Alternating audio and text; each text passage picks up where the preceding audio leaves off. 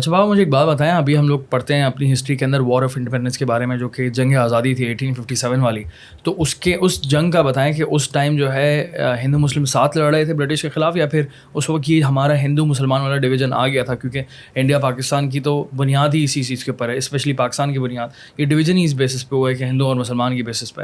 تو مجھے بتائیں کہ اس وقت کیا سچویشن تھی 1857 میں. اچھا دیکھیں کہ جو برٹش تھا نا وہ یہاں پر دہلی آنے سے پہلے وہ میرٹھ تک یعنی یو پی میں تو پہنچ چکا تھا, میرٹھ میں موجود تھا وہ نا. اور میں نے بار بار جب تک کہا کہ جب برٹش جب آیا ہے تو ہندو مسلم میں جو کڑواہٹ آنی شروع ہوئی ہے وہ برٹش نے پیدا کی, وہ خود ہندو مسلم میں تو تھی نہیں نا بالکل ہی, اس سے پہلے بالکل بھی نہیں تھی. تو پھر ہم کبھی زبان پر آئیں گے کہ جی ہندوستانی لینگویج یا ہندی لینگویج, تو لینگویج بھی سیم بول رہے ہیں, کھا بھی ساتھ رہے ہیں. اب یہ جو 1857 کا کہا, 1857 کو ہم لوگ کہتے ہیں جدوجہد آزادی کا دن, یعنی جدوجہد آزادی یا وار آف انڈیپینڈنس انڈیا میں کہا جاتا ہے. برٹش اس کو میوٹنی کہتے ہیں, غدر کہتے ہیں, ٹھیک ہے. میوٹنی یعنی بڑا برا لفظ ہو جاتا ہے نا, یہ بڑا توہین آمیز لفظ ہے یہ. اب ہوا کیا تھا کہ جو میرٹھ میں چھاؤنی بنی ہوئی تھی اور میرٹھ میں فوجی موجود تھے, وہاں پر جو ہے گولیاں تقسیم ہوئی ہیں. ایک نئی گولی آئی جس کو دانتوں سے نا اس کا کیپ اتارنا پڑتا تھا, اور جب کیپ اتارنا پڑتا تھا تو انہی فوجیوں میں سے کسی نے فوجی نے کہا کہ یار جب ہم یہ سنا ہے کہ ایک ایسی گولی آ رہی ہے, جب ہم رائفل میں ڈالیں گے تو اس کا کیپ اتارنا پڑے گا, اور اس کے کیپ جب اتاریں گے تو وہ اس کے نیچے, کیونکہ گولی چلنے کے لیے چکناہٹ چاہیے ہوتی تھی, یعنی لکوڈ سے چاہیے ہوتا تھا, ورنہ تو گولی چلے گی نہیں. گولی اس وقت یعنی کبھی بھی آج بھی دیکھیں اگر آج آئل یوز ہوتا ہے نا کسی بھی گن میں, تو اس وقت وہ گولی کی فاسٹنس کے لیے یا گولی کو موو کرنے کے لیے اس میں نا چربی کا استعمال ہوا تھا کہ جب وہ چلے تو فوراً تیزی سے نکلے. تو پھر نا فوجیوں کو یہ پتہ چلا کہ جی اس میں مسلمان فوجیوں کو نے کہا کہ لگتا ہے کہ اس میں سور کی چربی ہے. اب سور جو ہے وہ ایک بدترین جانور ہے مسلمانوں میں, یعنی مسلمان جو ہے سارے کام کر لیتا ہے, یعنی ایک برے مسلمان کی بات کروں گا, ہر مسلمان کی نہیں, کہ ایک برا مسلمان شراب بھی پی لے گا, کوئی اور گناہ بھی کر لے گا, سارے کام کر لے گا. میں نے اپنی لائف میں بڑے بڑے ایسے مسلم دیکھے ہیں جو شراب پی لیں گے, لیکن جیسے ہی سور کی بات آئے گی نا کہیں گے نہیں ہم سور نہیں کھائیں گے, اور لڑنے کھڑے جائیں گے, یورپ میں, امریکہ میں, کہیں پہ بھی. اسی طرح جو ہندو ہیں ان کے لیے جو گائیں ہیں, گو ماتا ہے, وہ ان کے لیے محترم ہے, معتبر ہے.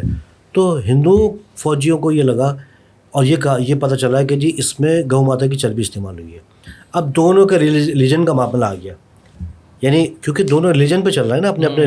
ایک تو عام لائف ہوتی ہے, اب ہندو کی لائف ہے وہ بھی ریلیجن پہ چلائے گا اپنی, مسلمان بھی اپنی ریلیجن کو فالو کرے گا.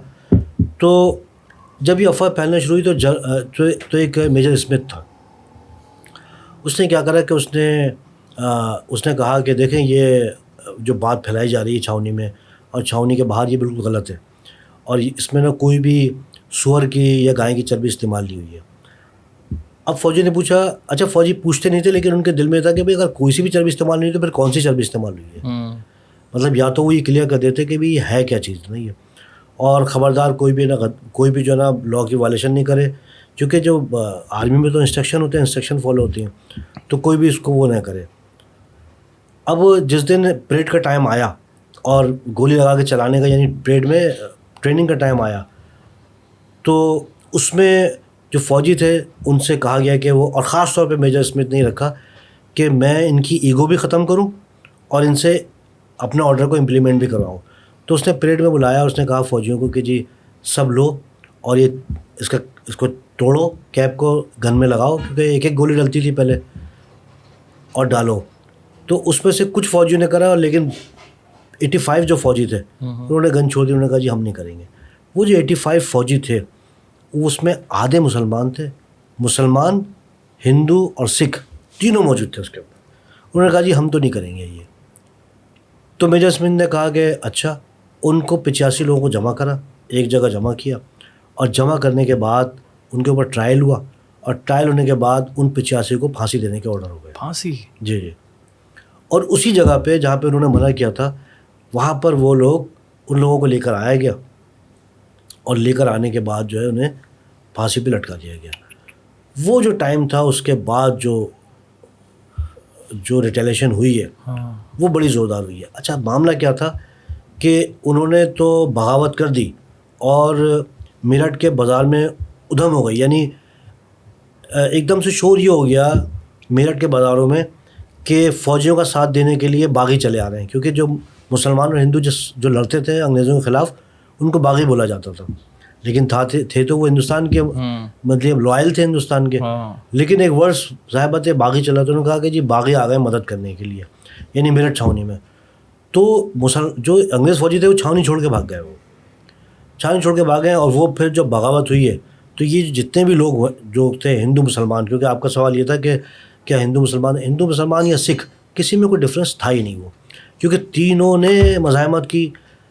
فوجی پھانسی چڑھ گئے. اس کے بعد یہ ہے مین 1857 کی بات ہے یہ, اور اس کو ہوتے ہوتے جولائی ہو گئی تھی. یہ جو ریلیشن چلی ہے یہ 2 مہینے چلی تھی. 2 مہینے چلی ہے, اور یہ چلی, اور پھر یہ چل کے لوگ چلتے چلتے پورے مطلب یو پی کے اندر نا, یو پی, دہلی اور ان پوری جگہوں پہ یہ پنجاب میں نہیں ہوئی. نہیں, پنجاب میں اتنی نہیں تھی. پنجاب میں کچھ جگہوں پہ ہوئی, لیکن یہ تو بہت بڑی تعداد میں نا یو پی اور دہلی کے اندر ہوئی. اور ساؤتھ انڈیا میں نہیں, ساؤتھ انڈیا سائلنٹ تھا بالکل. تو یہ پورے یو پی اور دہلی میں زیادہ ہوئی. North India basically, north India کے اندر نا. تو یہ جو پورا جو لشکر تھا یہ چلا, اور پھر یہ اس نیت سے گیا کہ ہم دہلی جاتے ہیں, اور دہلی جا کے نا میں نے بہادر شاہ ظفر سے کہیں کہ وہ لیڈرشپ کریں وہ, اور وہ نا انگریزوں کے خلاف جہاد کا اعلان کریں. بیسکلی لیڈرشپ نہیں تھی, کیونکہ بہادر شاہ ظفر جو تھے وہ 85 ایئرس کا بادشاہ, اور ہندوستان میں قبضہ ہوتا چلا جا رہا ہے. لیکن یہ ہے کہ ان کے ساتھ بھی ایک بڑا مسئلہ یہ تھا کہ ان کے ایک سمدھی تھے الہی بخش, اور ان کے جتنے درباری تھے وہ ان کو اتنا ایزی کرتے تھے بہادر شاہ ظفر کو کہ ارے بادشاہ سلامت آپ یہ تو فالتو کی باتیں کرے ہوتے ہیں لوگ, انگریز تو بھائی اتنی دور ہے وہاں پہ, وہ یہاں پر کیسے آئے گا دہلی میں, اور اس کی اتنی مجال انگریز کی کہ دہلی پہ قبضہ کرے, بادشاہ سلامت کو گرفتار کرے یا بادشاہ سلامت کے لیے کچھ کرے. تو یعنی ہوا میں چل رہے ہیں وہ لوگ وہ.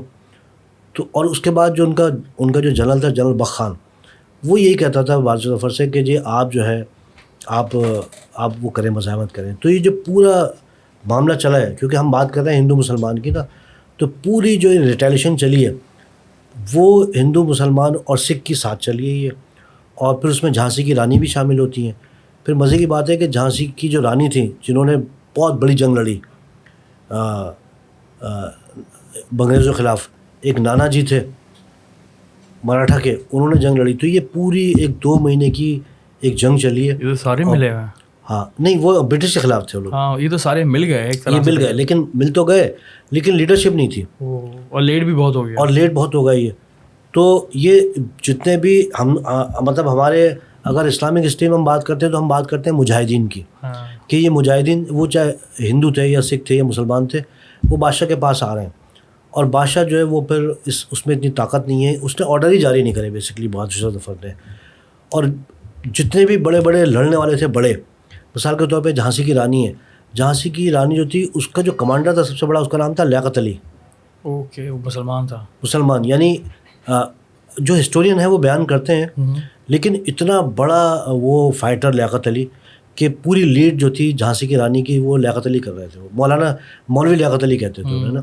تو کہنا مقصد ہے کہ مولوی لیاقت علی ہوں, جنرل بخ خان, بہت سارے فریڈم فائٹر تھے کہ جنہوں نے جنگ لڑی, لیکن اتنی زیادہ کنفیوژن تھی کہ کوئی ہندو راجہ ملا ہوا ہے, کوئی مسلمان نواب ملے ہوئے ہیں, نوابین ملے ہوئے ہیں, اور خاص طور پہ جو مسلم ریاستوں کے لوگ تھے ان کو برٹش پہلے اپنے کنٹرول میں کر چکا تھا.